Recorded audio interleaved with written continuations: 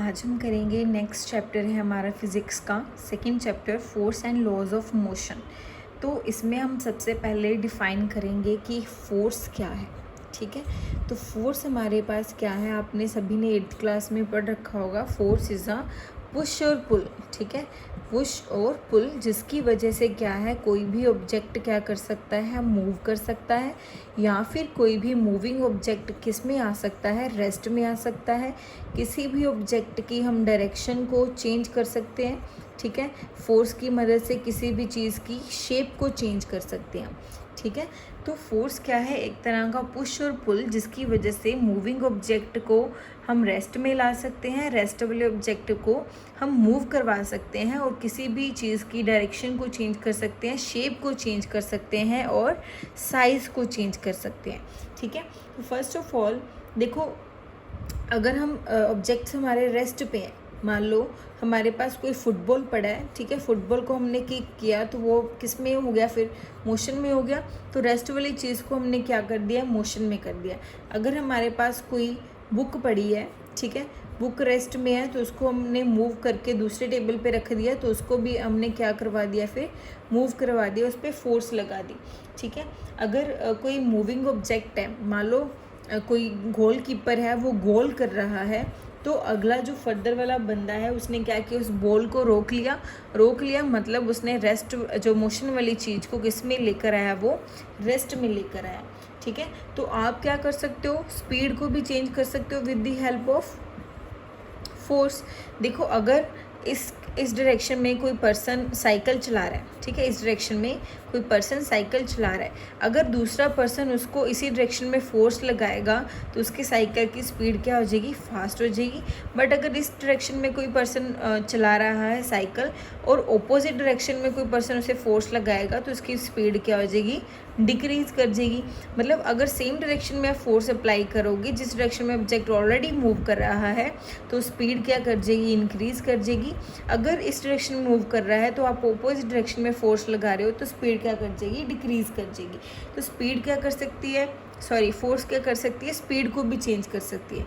तो मैंने आपको बोला डायरेक्शन को भी चेंज कर सकती है। डायरेक्शन को कैसे चेंज करेगी, ठीक है, कोई मान लो हमारे पास कोई कैरम बोर्ड है, कैरम बोर्ड हम खेल रहे हैं, तो अगर उसको स्टाइगर को हिट करेंगे, ठीक है, तो वो क्या करेगा, दूसरे कॉर्नर से हिट करने के बाद वो वापस आ जाएगा। तो मतलब इससे उसके साथ क्या हो जाएगी, उसकी डायरेक्शन भी चेंज हो जाएगी।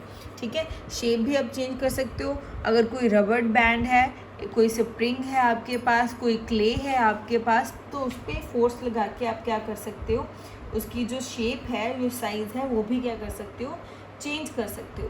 ठीक है, तो फोर्स की मदद से आप किसी भी बॉडी को रोटेट भी कर सकते हो।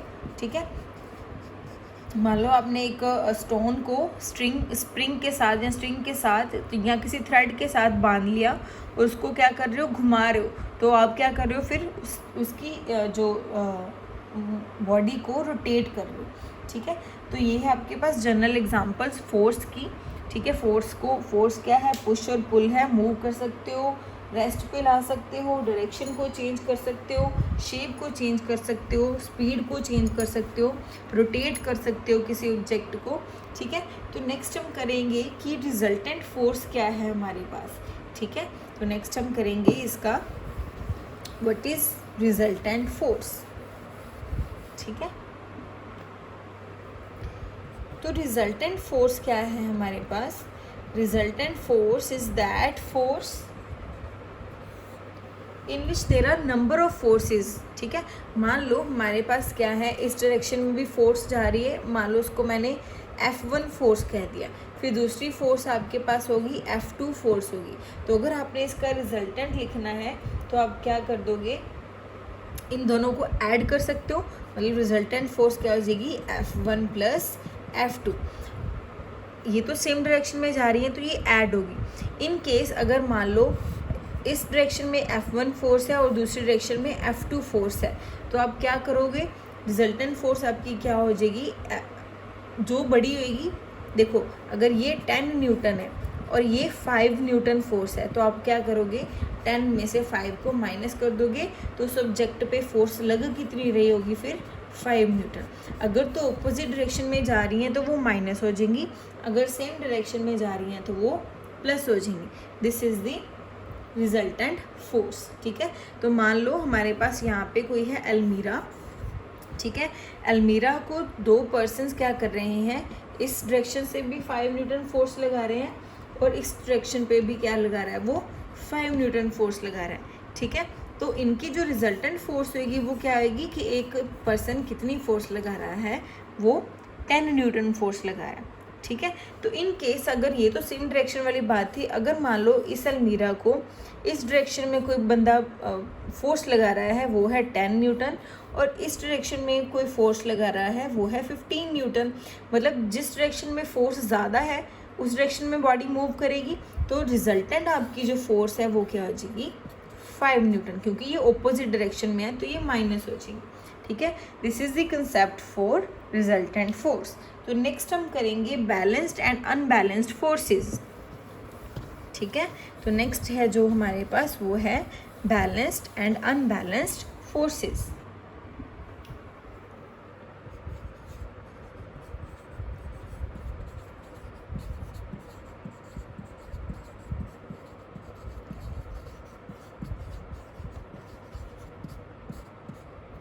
तो बैलेंस्ड एंड अनबैलेंस्ड फोर्सेस कौन सी होती हैं? बैलेंस्ड फोर्सेस वो होती हैं जिनको दोनों तरफ से इक्वल अमाउंट ऑफ फोर्स लग रहा है। ठीक है, तो मान लो कि ये अलमीरा है, इसको इस डायरेक्शन से क्या लग रहा है, 5 न्यूटन फोर्स और इस डायरेक्शन से भी क्या लग रही है, 5 न्यूटन फोर्स।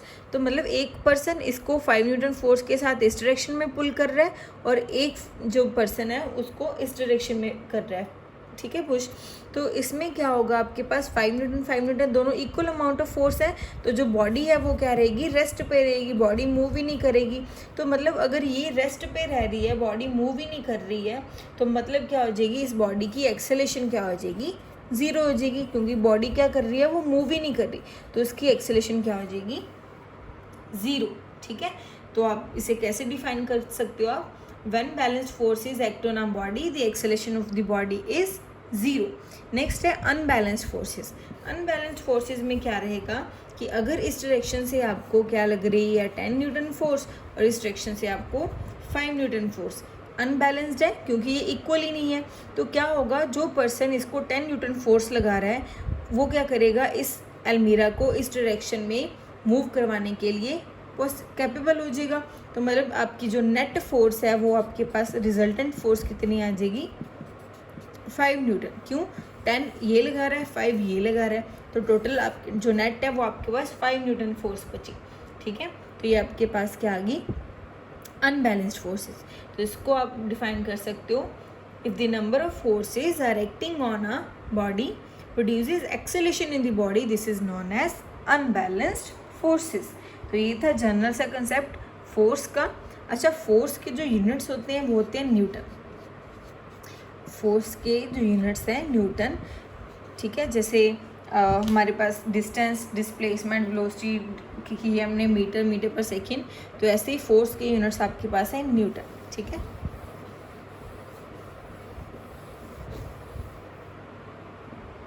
नेक्स्ट है जो इसकी प्रैक्टिस एक्सरसाइज 2A है हमारे पास, प्रैक्टिस एक्सरसाइज 2A।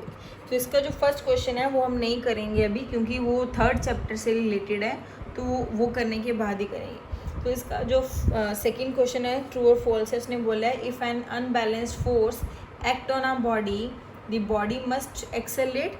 अगर उसने बोला है कि एक अनबैलेंस्ड फोर्स एक्ट कर रही है बॉडी पे, क्या बॉडी मूव करेगी? तो हमें पता है कि अनबैलेंस फोर्स अगर एक्ट करेगी तो बॉडी क्या करेगी, मूव करेगी, that means it is true. तो नेक्स्ट थर्ड है जो उसने बोला इफ बैलेंस्ड फोर्सेस एक्ट करेगी बॉडी पे तो क्या बॉडी मूव करेगी? नहीं, बॉडी मूव नहीं करेगी। ठीक है, बॉडी मस्ट मूव उसने बोला है तो वो नहीं करेगी, बट हो सकता है अगर वो बॉडी ऑलरेडी मूव कर रही है, उसको आप बैलेंस फोर्स लगा रहे हो तो वो बॉडी ऑलरेडी मोशन में है। ठीक है, तो नेक्स्ट हमारे पास है, उसने बोला है कि a body moves with constant speed 5 metre per second, this shows that balance forces are acting on the body. ठीक है, उसने बोला है कि बॉडी है वो कांस्टेंट स्पीड के साथ 5 मीटर पर सेकेंड के साथ वो मूव कर रही है। ठीक है, तो उसने बोला है कि ये क्या शो करता है कि जो बैलेंस फोर्सेस हैं बॉडी पे एक्ट कर रही हैं। तो मैंने आपको अभी बोला कि अगर वो सेम स्पीड के साथ मूव कर रही है तो हो सकता है उस पर बैलेंस फोर्सेस हैं जो वो एक्ट करें, तो इसका ट्रू भी है। ठीक है, नेक्स्ट है dash causes acceleration in the body. ठीक है, क्या चीज़ एक्सेलेशन बॉडी में प्रोड्यूस करती है? अनबैलेंस्ड फोर्सेस हैं जो वो बॉडी में एक्सेलेशन प्रोड्यूस करती हैं। तो नेक्स्ट है a body in motion will remain in motion if balance forces act on it. उसने बोला कि बॉडी क्या करेगी, अगर मोशन में है तो वो क्या मोशन में ही रहेगी अगर उस पर बैलेंस्ड फोर्सेस एक्ट कर रही हैं। तो इसमें क्या आएगा आपके पास? Uniform motion. तो बॉडी अगर मोशन में है तो वो यूनिफॉर्म मोशन में ही रहेगी अगर उस पर बैलेंस्ड फोर्सेस क्या कर रही हैं, एक्ट कर रही। ठीक है, तो नेक्स्ट है उसने बोला कि रिजल्टेंट फोर्स को डिफाइन करो, बैलेंस्ड फोर्स को डिफाइन करो, अनबैलेंस्ड को डिफाइन करो। तो वो आप खुद डिफाइन कर सकते हो। ठीक है, तो नेक्स्ट है जो वो हमारे पास है न्यूटन्स लॉ ऑफ मोशन। तो वो हम करेंगे अभी प्रैक्टिस एक्सरसाइज 2A के बाद हम करेंगे न्यूटन्स लॉ ऑफ मोशन। तो हमारे पास 3 मोशन जो लॉज हैं वो न्यूटन ने दिए थे, Newton first law, Newton second law, Newton third law. ठीक है, तो जो फर्स्ट है हमारे पास वो है Newton first law of motion. Newton's first law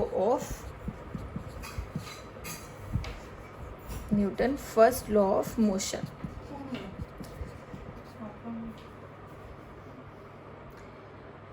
तो फर्स्ट लॉ ऑफ मोशन में क्या बोलते हैं वो कि अगर ऑब्जेक्ट रेस्ट में है तो वो रेस्ट में ही रहेगा, अगर कोई बॉडी मूव कर रही है तो वो मूव करेगी जितनी देर तक हम उसे कोई एक्सटर्नल फोर्स अप्लाई नहीं करेंगे।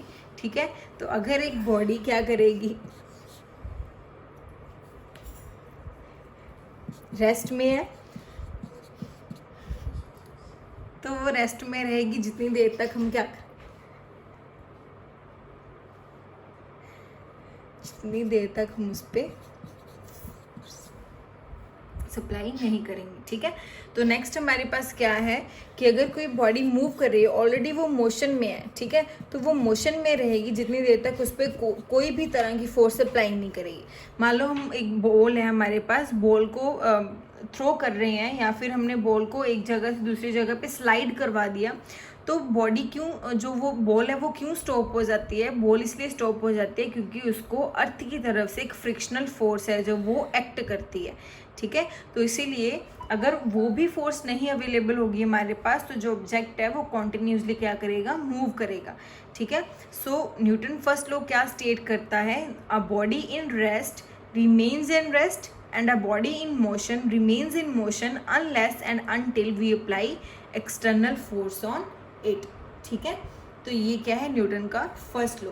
तो इसको हम क्या बोलते हैं, न्यूटन फर्स्ट लॉ को लॉ ऑफ इनर्शिया भी बोलते हैं, लॉ ऑफ इनर्शिया। तो इनर्शिया भी एक ऐसी चीज़ है कि अगर बॉडी रेस्ट पे है तो वो रेस्ट पे रहेगी, अगर मोशन में है तो वो मोशन में रहेगी। ठीक है, तो फर्स्ट यहाँ से हम क्या करेंगे, इनर्शिया को डिफाइन करेंगे। इनर्शिया हमारे पास कई तरह का है। पहला है inertia of rest. Inertia of rest क्या बोलता है कि अगर हम मान लो कोई ऑब्जेक्ट है, ठीक है, तो वो रेस्ट में है, अगर मैं उसको मूव करवाना चाहूँगी ना तो वो क्या करेगा, उस मोशन को रेजिस्ट करेगा, मतलब the resistance offered by a body. ठीक है, एक बॉडी क्या करती है, एक रेजिस्टेंस ऑफर करती है, मतलब उसको रोकती है to change its state of rest, is called inertia of rest. तो इसके आप एग्जांपल मैं आपको करवाऊंगी तो आपको ज़्यादा क्लियर हो जाएगा। तो इनर्शिया ऑफ रेस्ट क्या है, the resistance offered by the body to change its state of rest. For example अगर आपके पास देखो, आपके पास एक ट्री है, ठीक है, अगर ट्री की ब्रांचेज आपके पास क्या है, रेस्ट में है, ठीक है, तो अगर आपको उस ट्री को आप शेक करोगे ना तो उसमें उस पर जो भी फ्रूट्स वगैरह आएंगे वो क्या करेंगे, नीचे गिर जाएंगे। क्यों गिर जाएंगे? क्योंकि उस ट्री पे लगी ब्रांचेस पे जो भी फ्रूट्स हैं वो क्या है, रेस्ट पे हैं। बट जब आप उसको शेक कर रहे हो ना, शेक करने के बाद वो क्या हो गया, मोशन में आ गए। बट वो मोशन में नहीं रहना चाहते, वो किस में रहना चाहते हैं, रेस्ट में। इसलिए वो क्या करते हैं, जब ब्रांचेस मूव करती हैं उससे फॉल होके वो ज़मीन पर गिर जाते हैं ताकि वो रेस्ट पे रहें। ठीक है, सिमिलरली अगर आपके पास देखो कोई कारपेट वगैरह है, ठीक है, कारपेट पे डस्ट पार्टिकल्स होते हैं, हमें पता है। अगर आप क्या करोगे, उसको स्टिक से क्या करोगे, हिट करोगे ना उस कारपेट को, तो उसमें से डस्ट पार्टिकल्स बाहर आ जाएंगे। क्यों बाहर आ जाएंगे? क्योंकि डस्ट पार्टिकल्स किस में थे पहले? रेस्ट में। बट जब हमने उस पर स्टिक से उसे हिट किया उस कारपेट को, तो वो क्या आ गया? मोशन में आ गया जो कारपेट।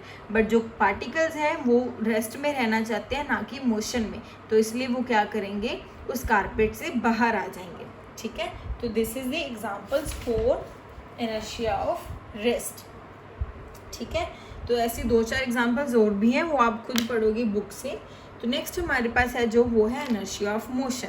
तो इनर्शिया ऑफ रेस्ट क्या था? अगर बॉडी रेस्ट में है तो वो रेस्ट में ही रहना चाहती है, तो अगर उसको चेंज करने की कोशिश करेंगे उसकी स्टेट को, तो वो क्या करेगी? उसे रेजिस्ट करेगी, उसे रोकेगी। ठीक है, तो नेक्स्ट हम करेंगे इनर्शिया ऑफ मोशन। नेक्स्ट क्या है हमारे पास? Inertia of motion.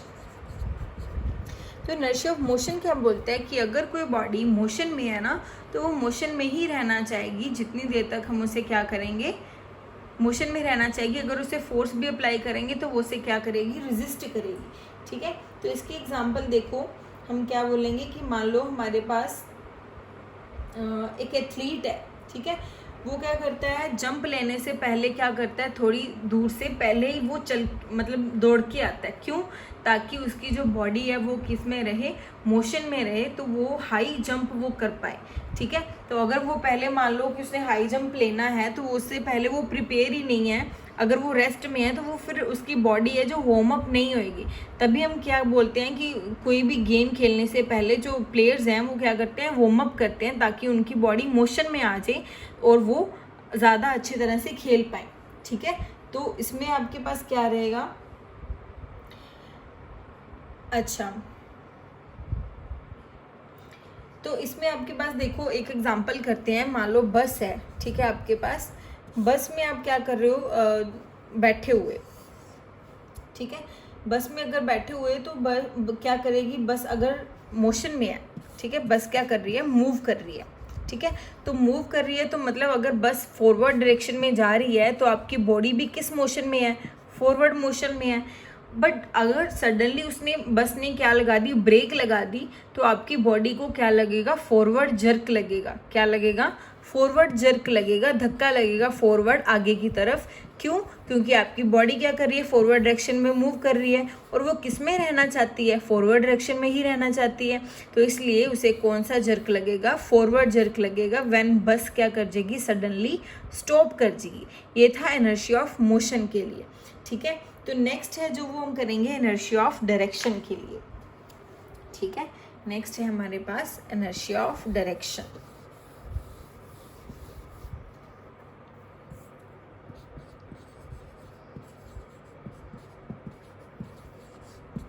तो इनर्शिया ऑफ डायरेक्शन क्या है कि जब हम डायरेक्शन को चेंज करते हैं ना, तो वो हम जैसे हम टर्न लेंगे कोई, तो हमारी बॉडी क्या करती है? कई बार आउटवर्ड को मूव करती है, क्योंकि हमारी बॉडी किस में रहना चाहती है? उसी पोजीशन में जिस पोजीशन में हम पहले थे। बट जब सडनली हम टर्न लेंगे तो हमारी बॉडी क्या करेगी? आउटवर्ड क्या करेगी? आउटवर्ड, या फिर अकॉर्डिंग टू टर्न वो इनवर्ड भी मूव कर सकती है। ठीक है, तो इसका क्या है? Resistance offered by a body to change its direction of motion. ठीक है, motion of direction of motion is known as inertia of direction. ठीक है, तो उसने बोला मान लो आपके पास बस है, जो बस क्या ले रही है? सडनली एक टर्न ले रही है। टर्न मतलब वो मुड़ रही है, एक टर्न ले रही है। द पैसेंजर सिटिंग जो एक्सपीरियंस करेंगे कौन सी? Outward direction. मैंने आपको अभी बोला कि अगर हम कोई टर्न ले रहे हैं तो जो पैसेंजर्स हैं या हम हैं, हमें कौन सा किस डायरेक्शन में हम आएंगे? आउटवर्ड डायरेक्शन में आएंगे। क्यों आएंगे? क्योंकि जो पैसेंजर्स हैं वो उसी अपनी ओरिजिनल डायरेक्शन में रहना चाहते हैं। ठीक है, जिसकी वजह से उनको क्या करना पड़ता है? आउटवर्ड जो जर्क है या आउटवर्ड डायरेक्शन में उनको मूव होना पड़ता है। ठीक है, तो इसके साथ की 1-2 और एग्जांपल्स हैं, वो आप पढ़ोगे। नेक्स्ट हमारे पास है inertia and mass. Inertia and mass. तो जो इनर्शिया एंड मास है वो क्या है? रिलेटेड है एक दूसरे से। मतलब क्या होगा? जितनी बॉडी है जो वो उतना ही उसका ज़्यादा इनर्शिया होगा जितना उसका मास होगा। मतलब जितनी बॉडी हैवी होएगी ना, उसका इनर्शिया भी क्या होएगा, ज़्यादा होएगा। अगर लाइटर बॉडी है आपके पास, उसका जो इनर्शिया है वो भी क्या होएगा, कम होएगा। ठीक है, क्यों? क्योंकि अगर हमारे पास मान लो एक छोटी सी चीज़ है, पेज है, कोई पेंसिल है, तो उसको अगर वो रेस्ट में है तो उसको ईजी है उठाना, उसको मोशन में हम ला सकते हैं। बट अगर हमारे पास हैवी व्हीकल्स हैं, ट्रक्स हैं, तो उनका मास क्या हो गया, ज़्यादा हो गया, तो उनको जो मूव करना वो डिफ़िकल्ट है। ठीक है, तो नेक्स्ट हम इसकी करेंगे एक्सरसाइज 2B।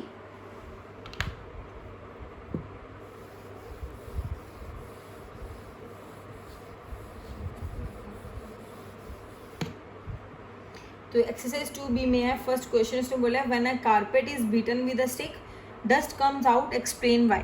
तो मैंने आपको भी बताया कि अगर एक कारपेट है आपके पास, उसको एक स्टिक के साथ बीट करोगे आप, तो मतलब क्या होगा, उसके जो डस्ट पार्टिकल्स हैं वो रेस्ट में थे, तो वो रेस्ट में ही रहना चाहते हैं, इसलिए वो बाहर आ जाएंगे। ठीक है, नेक्स्ट है जो वो गैलीलियोस एक्सपेरिमेंट है, उसने बोला है, तो ये ज़्यादा इंपॉर्टेंट नहीं है, ये हम नहीं करेंगे। तो नेक्स्ट है न्यूटन फर्स्ट लॉ को लॉ ऑफ एनर्शिया भी बोलते हैं, तो yes, Newton first law of motion को लॉ ऑफ एनर्शिया भी बोलते हैं। ठीक है, तो उसने बोला नेक्स्ट फोर्थ क्वेश्चन है when you apply a force on a body it must move. उसने बोला कि जब आप फोर्स अप्लाई करते हो बॉडी पे, क्या वो ज़रूरी है मूव करेगी? नहीं, ये ज़रूरी नहीं है, क्योंकि अगर उस पर बैलेंस्ड फोर्सेस काम कर रही होंगी, दोनों तरफ से, इस तरफ से भी 5 न्यूटन फोर्स, इस तरफ से भी 5 न्यूटन फोर्स लगेगी, तो बॉडी मूव नहीं करेगी। तो उसने बोला ये क्वेश्चन क्या है कि क्या अगर बॉडी को फोर्स अप्लाई करेंगे तो क्या ज़रूरी है बॉडी मूव करेगी? ये ज़रूरी नहीं है। क्यों ज़रूरी नहीं है? क्योंकि वो हो सकता है उस पर बैलेंस्ड फोर्सेस काम कर रही हैं। ठीक है, तो नेक्स्ट क्वेश्चन है, उसने बोला a heavier body has less inertia. नहीं, मैंने आपको अभी बोला जितनी बॉडी हैवी होगी उतना उसका ज़्यादा इनर्शिया होएगा, तो लाइटर बॉडी का ज़्यादा इनर्शिया नहीं है। ठीक है, तो नेक्स्ट है a body said to be in uniform motion when its dash remains constant. Uniform motion में कब रहेगी? जब उसकी स्पीड क्या रहेगी, कांस्टेंट रहेगी। ये हमने फर्स्ट चैप्टर में भी करा था, जब व्हेन उसकी स्पीड रिमेन्स कांस्टेंट। तो नेक्स्ट है resistance to change in state of motion. अगर मोशन की स्टेट को कोई बॉडी रेजिस्ट कर रही है, मतलब उसको हम क्या बोलते हैं, inertia of motion. That means it is known as inertia of motion. ठीक है, नेक्स्ट है a longer jumper runs for a while before taking a long jump so that inertia of dash helps in to taking a jump. मैंने आपको अभी बोला कि अगर वो लॉन्ग जंप कोई प्लेयर ले रहा है, उससे पहले वो थोड़ी दूर से दौड़ के आता है, इसलिए ताकि उसकी बॉडी है वो मोशन की पोजीशन को अटेन कर ले। ठीक है, नेक्स्ट है उसने बोला कि एक आपके पास रबड़ बॉल है और एक आपके पास स्टोन है। ठीक है, तो इनर्शिया किसका ज़्यादा होएगा, स्टोन का। क्यों? स्टोन क्या है, हैवी है। अगर स्टोन हैवी है तो उसका इनर्शिया भी क्या होएगा, ज़्यादा होएगा। रबड़ का इनर्शिया क्या होएगा, लेस होएगा। ठीक है, तो नेक्स्ट है फिर उसने बोला describe Galileo's experiment, what was the result. ये नहीं करना है हमने। उसके बाद न्यूटन फर्स्ट लॉ को डिफाइन करने को बोला है, इनर्शिया को डिफाइन करने को बोला, वो मैंने आपको करवा दिया। उसके बाद इनर्शिया ऑफ रेस्ट, मोशन और इनर्शिया ऑफ डायरेक्शन की एग्जांपल्स बोला है उसने, तो वो भी हमने कर ली हैं, एक एक दो एग्जांपल्स। तो नेक्स्ट जो एक क्वेश्चन है 10th क्वेश्चन है, तो वो हम बुक से ही देखते हैं। फिगर है हमारे पास, तो उसने बोला है कि अ बॉल इज 10th क्वेश्चन देखो, a ball is in given some velocity at A and moves along semi circle. वो जा रहा है, ऐसे जा रहा है वो सेमी सर्कल के अलोंग। ठीक है, on a smooth horizontal table. The dotted line show कर रही है पाथ ऑफ जो है मार्बल। ठीक है, इन विच डायरेक्शन 1 2 3 है जो वो बॉडी क्या करेगी, मूव करेगी। तो देखो 3 डायरेक्शंस दे रखी हैं, 1 2 एंड 3। तो अगर हम इसे ऐसे थ्रो कर देंगे तो बॉडी किस डायरेक्शन में जाएगी, 1 डायरेक्शन में जाएगी। ठीक है, तो यहाँ तक आपका जो फर्स्ट चैप्टर का 2A 2B एक्सरसाइज तक कंप्लीट है। इसके बाद हम करेंगे नेक्स्ट वीडियो में।